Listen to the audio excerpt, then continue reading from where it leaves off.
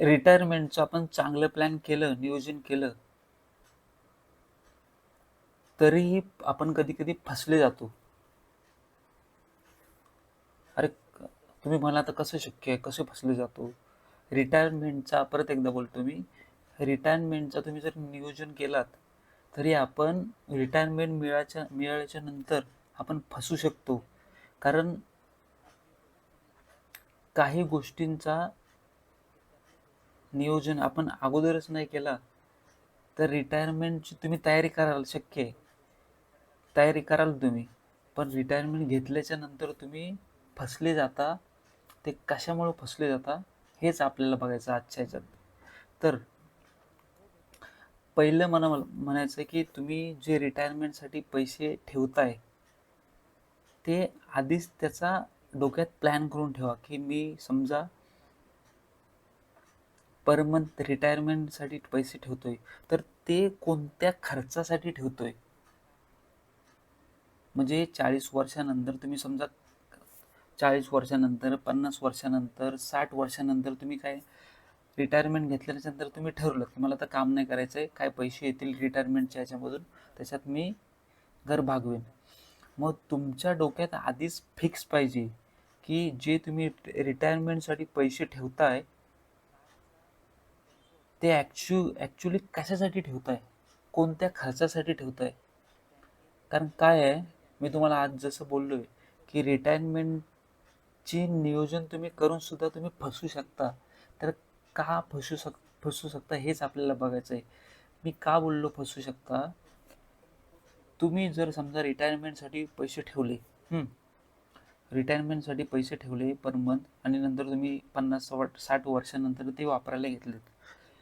जे रिटायरमेंटचे पैसे आहेत ते फक्त ज्या तुमच्या डोक्यात पहिलं जे रिटायरमेंट ठेवायच्या अगोदर जे होतं त्यासाठीच वापरा. म्हणजे तुमचा नियोजन असा होता की 50-60 वर्षानंतर मी काम नाही केलं तरी घरातला जो काही खर्च आहे, काही बाजाराचा खर्च, गॅसचा खर्च, लाईट बिल, हे अशा काही 4-5 हजार असतो घरातला खर्च, असे खायच्या गोष्टीचा छोटा छोटा.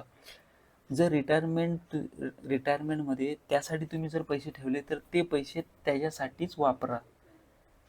आता काय होतं, माणूस कुठे फसतो हे तुम्हाला सांगतो मी. माणूस काय करतो, रिटायरमेंटसाठी पैसे ठेवतो. पैसे त्यांनी ठेवलेले असतात घरातल्या दैनंदिन खर्चासाठी, इकडे तिकडे. समजा जास्त त्याचं नाहीच झालं नियोजन रिटायरमेंटचा, थोडे थोडे पैसे त्यांनी पैसे ठेवलेले असतात रिटायरमेंटसाठी. कुठल्या खर्चासाठी, घरच्या खर्चासाठी. आणि लगेच अचानक डोक्यात येतो, कुणीतरी ना असं थोडं साईडला बघेल, हां, मित्रांनी 2 लाखाची गाडी घेतली, आपल्याकडं रिटायरमेंटचे पैसे सुद्धा आहेत, 2 लाखाची गाडी मित्राने घेतली, आपण पण घेऊ. मग हा काय करतो, त्या रिटायरमेंटल्या पैशांमधून गाडी घेतो 2 लाखाची. बायको व्हायची शेजाऱ्याच्याकडे जाते, तिच्या नवऱ्याने तिला घेतलेला असतो घरातला काहीतरी सोन्याचा. मग ह्याची बायको, आपण जरा काहीतरी आपल्याला नेकलेस किंवा अजून काय करूया. तो झाला मग हा रिटर्नमधले पैसे ह्याला वापरतो. बायको म्हणते ह्याला, किंवा हा म्हणतो बायकोला, शेजाऱ्यांनी ना 4 व्हीलर गाडी घेतली, मला वाटतं आपल्याला पण घ्यायला पाहिजे. रिटायरमेंटमध्ये आहेच थोडे पैसे, ते आणि थोडंसं काहीतरी लोन घेऊ. मग ते असे करून काहीतरी गाडी घेऊ फिरायला. पैसे ह्याने ठेवले दैनंदिन खर्चासाठी आणि वापरलेल्या चैनीच्या गोष्टीसाठी. तुम्हाला एक सत्य परिस्थिती सांगतो. एकाने 4 व्हीलर घेतली कर्ज काढून, म्हणून दुसऱ्याने काय केलं,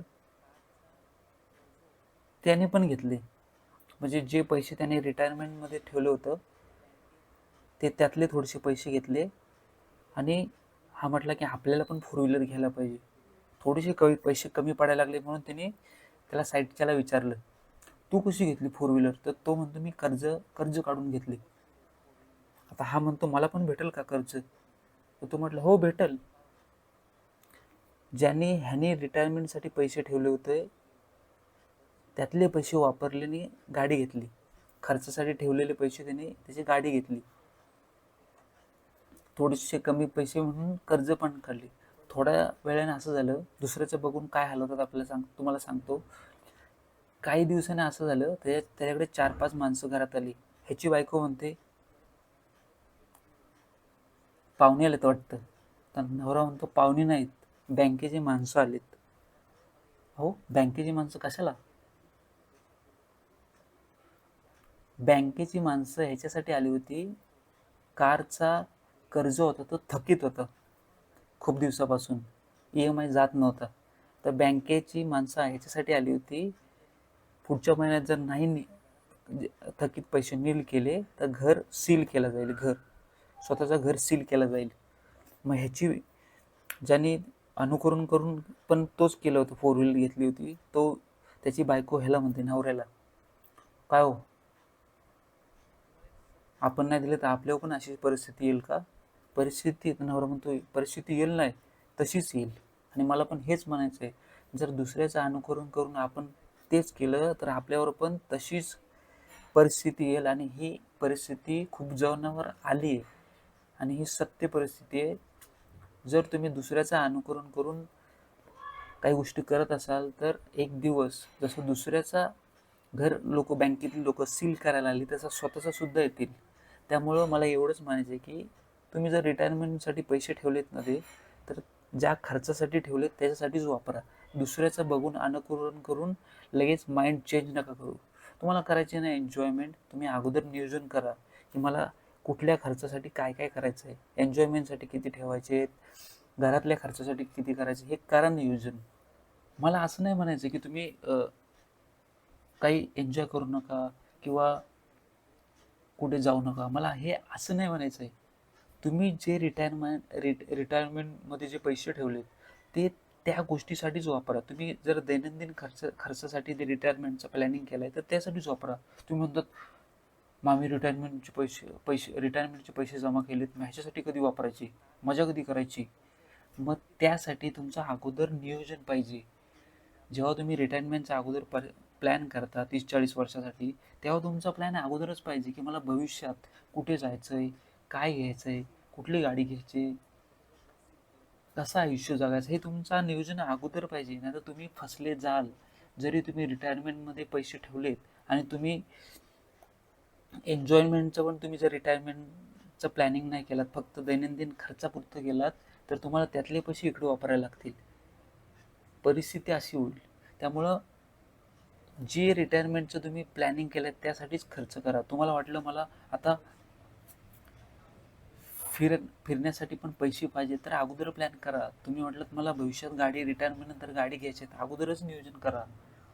नाहीतर काय होईल माहिती आहे का, तुम्ही ठेवले दैनंदिन खर्चासाठी रिटायरमेंटमध्ये पैसे आणि ते तुम्ही वापरलेत गाडी अचानक काय होतं, माणसाच्या डोक्यात अचानक काय पण येतं. कुठेतरी बाहेर बघितले की त्याच्या डोक्याला लगेच अचानक येते, हा आपल्याला हे घ्यायचं आहे, असू दे ह्यातलं पैसे घे. मग काय होतं, मी तुम्हाला सांगतो तुम्ही कसे फसता. तुम्ही जर पैसे दैनंदिन खर्चातले रिटायरमेंटमध्ये जे ठेवले ते वापरले तर काय होईल, तुम्हाला दैनंदिन खर्चातले रिटायरमेंटमधले पैसे सगळे संपतील आणि तुम्हाला आयुष्यभर काम करावं लागेल परत. म्हणजे म्हातारा होईपर्यंत, मरेपर्यंत कामच करावं लागेल. त्यामुळं जे पैसे तुमचे रिटायरमेंटसाठी तुम्ही ठेवलेत, ज्या कारणासाठी ठेवलेत, तुमचं आधी कारण फिक्स पाहिजे. मला हेच म्हणायचं आहे. तुम्हाला जर फसायचं नसेल तर तुमचं आधी कारण फिक्स पाहिजे की मी रिटायरमेंटसाठी हे पैसे ह्याच्यासाठी वापरेन, हे पैसे ह्याच्यासाठी, हे पैसे एन्जॉयमेंटसाठी, हे पैसे घरातल्या खर्चासाठी, हे पैसे थोडंसं मजा करण्यासाठी, हे पैसे माझे थोडंसं काही बिझनेस केला त्यासाठी. तर हे तुमचं आधी फिक्स पाहिजे. फिक्स नसेल ना, इकडचं पैसे इकडं वापरतोय, इकडचं पैसे इकडं वापरतोय, मरेपर्यंत तुम्हाला कामच करायला लागेल आणि शेवटपर्यंत कर्जच फेडायला लागतील. त्यामुळं रिटायरमेंटचं नियोजन करताना सगळ्या गोष्टी डोक्यात ठेवूनच आपण केलं पाहिजे. तर हेच मला आजच्या ह्याच्यामध्ये तुम्हाला सांगायचं होतं की रिटायरमेंटचे एका सोप्या क्विकमध्ये ह्याच्यामध्ये सांगतो.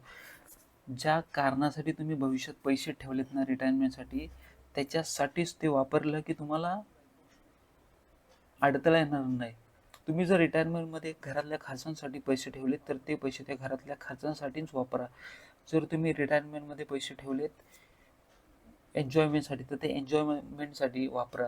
म्हणजे आधी नियोजन केलं तुम्ही घरच्या खर्चांसाठी आणि नंतर तुम्ही सगळे पैसे रिटायरमेंटमधले काढून इकडं शेजाऱ्याने हे घेतलं म्हणून ते घेतलं, शेजाऱ्याने हे घेतले म्हणून ते घेतलं. त्यामुळं काय होईल, हे रिटायरमेंटमधले सगळे पैसे संपतील आणि तुम्हाला आयुष्यभर कामच करावं लागेल. चांगलं रिटायरमेंटचं आयुष्य जगायचं असेल तर आधी फिक्स डोक्यात करा की रिटायरमेंटमध्ये जे मी पैसे जमा करणार आहे ते मी कशासाठी वापरणार आहे, कुठल्या खर्चासाठी, ज्या कारणाने मला भविष्यात रिटायरमेंटनंतर काम केलं नाही तरी माझा उदरनिर्वाह होऊ शकतो. तर हेच मला आजच्या व्हिडिओत डिस्कस करायचं होतं की रिटायरमेंटसाठी जो तुम्ही पैसा ठेवला आहे तो ज्याच्यासाठी त्याच्यासाठीच वापरा, त्या खर्चासाठीच वापरा. तुम्हाला वाटलं मला एन्जॉयमेंटसाठी पण लागणार आहेत पैसे तर त्याचं सेपरेट नियोजन करा. मला हेच आजच्या व्हिडिओत सांगायचं होतं. काही क्वेरीज असतील तर कॉमेंटमध्ये मेन्शन करा. लवकरच भेटू नवीन व्हिडिओ. थँक्यू.